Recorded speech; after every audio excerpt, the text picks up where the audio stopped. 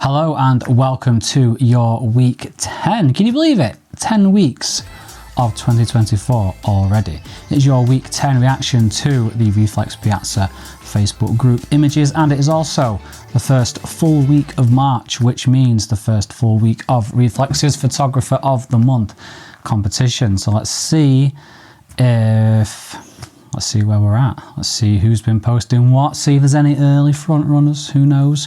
But before we get to that, let's jump into the Google Chrome.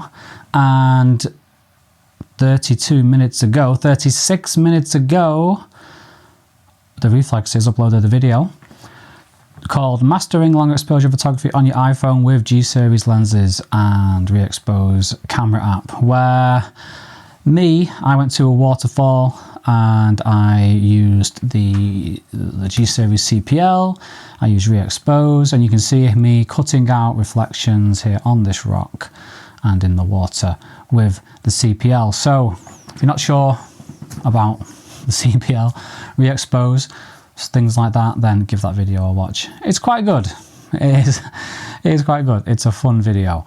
And I'll be doing some more filter tutorials this coming week as well. Some more in-depth ones into each filter. Not each one individually. So I've got the VNDs, the regular NDs and the CPL, dividing them up into a series of more manageable videos, like a playlist, rather than just one massive tutorial. So stick around for that. Subscribe to the channel if that is something that you find useful. If you subscribe and there's a bell that you have to click and then you get notified, so you can jump on that video straight away. You don't have to come back to the REEFLEX YouTube channel to find it. Now let us jump into the Facebook group.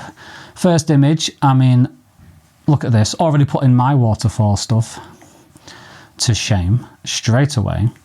Kathy Fitzherbert, a final image from Devon, sadly going back to real life today. Waters Meet near Lynmouth, reheld 5 seconds. So look at this, she didn't even use a tripod. Just don't know how she was standing, where she was standing to get this image, but look at it. This is, you've got a mixture where reheld is so powerful and where re-expose, you'd have to be a damn good photographer to get this image in raw on re-expose. But where reheld comes in is you get the processing as well. So you get the lights, the highlights here in this foam and stuff, and then you get the shadows as well, all in one image. And I don't know if this is how it came out of the camera, but it doesn't look like a processed image. The way Kathy's edited it, it looks more natural. The colours don't look it's not got that over-the-top HDR look. The shadows are allowed to be shadows. The highlights are allowed to be highlights. Nothing's been overly, like, it's not got that over-the-top HDR look that some processed images can have. And you've got these fine textures here. So this is really top stuff. I'm really loving everything about this. Well done, Kathy. And she's responded to REEFLEX's kind of great picture there with thanks, great software. Oh, I thought they said great software. I'm like, okay. Nice backhanded compliment there. But no, it is the other way around. Cool. Yeah, this is definitely worth a love. Absolutely. Well done, Kathy. And next, I mean, Marco Dressler. I've not seen yourself before, Marco, but another, this is Re-Expose, 30 seconds. Editing Carbon and Photomator 15 Pro Max. So this is more up Re-Expose's street because, yes, there is shadows here, but the exposure range isn't as great. There's not that harsh. There is areas of fairly high contrast, but it's a lot easier to manage. And the black and white conversion just works really well. Here, Marco's done an excellent job, and these comments agree. I wouldn't pay much attention to this one here. This guy doesn't know what he's talking about. Wait, we need to bring back the banter siren, because that is a joke for those of you who don't get it. This guy as well, I'm pretty sure he's been banned, so don't listen to him either. But everyone else's comments are completely valid. Right, banter siren is going off because the jokes are over. Right, well done, Marco. Next, another one from Kathy. This is great stuff. I love this. There's the shallow depth of field of the macro. This is a white vignette, but it works. It's got that dreamy look to it. The way they've only got a little sliver in focus, and everything else just falls off. The colours, the way the yellows pop, excellent stuff. And Andy Green's just really sucking up to everyone this week, isn't he? Suspicious, Andy, trying to get yourself unbanned there, my friend. And let's have a quick look at the conversation. Nice work, Kathy. Did it smell of coconut? Is this like flower people conversation? I don't know about flowers. This is yellow flower for me. Yellow pasta-shaped flower. Right, very, very nice. I'm going to give that a love. Moving on. Leo. So Leo was featured in the very first reaction video that I did. I think it was back end of 2023. This is really nice stuff. This is all about the colours up here. There's no texture whatsoever. And shooting directly into the sun is not easy. You definitely needed this layer of haze and cloud. You can just see this sun poking through here. But on the bottom half of the image, you've got all the textures and everything like that. So these completely contrast each other, and I'm here for it. It works really well. These two rocks just standing out against, so these two black rocks standing out against the white areas of ice and snow just add to everything as well. It's strange how, again, I've said this before, these almost look like two images in one. 2 pages of the same book, like completely different chapters almost. It's really top stuff. Well done, Leo. And Leo has thrown in a bit of behind the scenes, which I'm always here for. This is a top tip as well. It's always worth just waiting around, because he says this is what the scene looked like just 20 minutes before the main picture was taken. So if you can watch the clouds come in and anticipate what's going to happen, or just wait and get lucky as well, then you can, because this is too hazy, you definitely need a CPL for this. Check out the CPL video, how to cut this sort of haze out and bring back some contrast here. But even then, the image wouldn't have looked like the one that we got, which yeah, here it is. So very, very top stuff there, Leo. Great to see you still posting. 10 weeks into the year.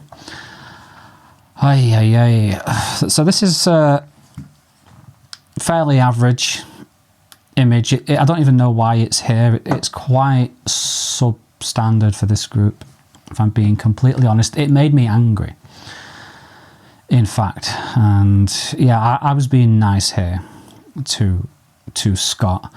It looks like he's been taking Andy Green's advice. And Scott, my friend, if you take Andy Green's advice, the only place you're going to end up is banned. So take that advice as you will, my friend. But yeah, I don't really have anything nice to say about this image. Keep my name out your mouth. Right, the jokes are over. And with the jokes over, let's quickly go back and say glorious. It's amazing how I can see Scott like improving week by week as he's listening to greatness. The jokes are over. I'm being truthful. No, I'm going to change my angry to a love. This is great. I can't wait to see where Scott's photography journey takes him. And like, yeah, I don't just enjoy this image for what it is. And who'd have thought Scott Baker delivering during the first month of the Photographer of the Month competition? The bar's been raised. Scott is coming in hot. I'm here for it. So Keith Jeffers from Australia, Sydney, New South Wales, some Anzac War Memorial in Sydney.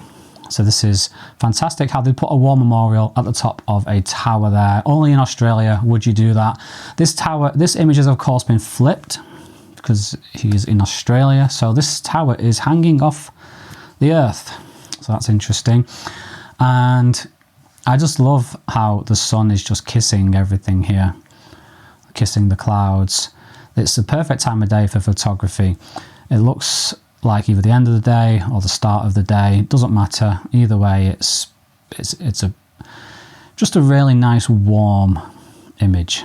And it's definitely worth being upside down for, having glue on your feet to go and see something like this. And it's been expertly captured. I'm sure there's been a million photos of this scene because it is so nice. But this is definitely a really, really good one. And is this like a water? Is this just water coming down here? I can't quite tell. Either way. Oh, yes, it is. I can just see it here. I bet you get a nice reflection in there, don't you? Anyway, really nice stuff. Well done, Keith. And, oh, I should have started the banter siren when I said about the world being upside down, but people can't be that daft to not know I was joking there, can they? Can they? Finally, we've got Kathy. Kathy's been featured 3 times this week. Good week for Kathy. Shot on the standard phone app 15 Pro Max, but with reflex CPL. P.S. If you're a fan of Guernsey and peeling potato pies, okay. Either way, I love the image. I agree with Andy Green. That is absolutely gorgeous. Yep. The CPL there can, well, you can either remove the reflection or you can keep it with the CPL because it's a rotating. So Kathy's chosen to keep the reflection there. But if there was glare, then the CPL could have gotten rid of it for you if you wanted it to. But either way, really nice stuff. I mean, there's just a variety of 3 very different images from Kathy here this week. She's obviously enjoying her G-Series stuff. And it's great to see someone being so active with their photography. So, that is your week 10 reaction. I've enjoyed it. I hope you have too. And as I said, if you want to be notified of these reactions, maybe you're hoping to get your photo reacted to, then you can subscribe to the channel, like and all that stuff. I mean, and if you don't like it, then if you hit the like button twice really hard, then it super dislikes. There's no dislike buttons. That joke doesn't work anymore. Right, I'm going to go now because these jokes are getting worse and worse. Have a great week, and I'll see you in the next one.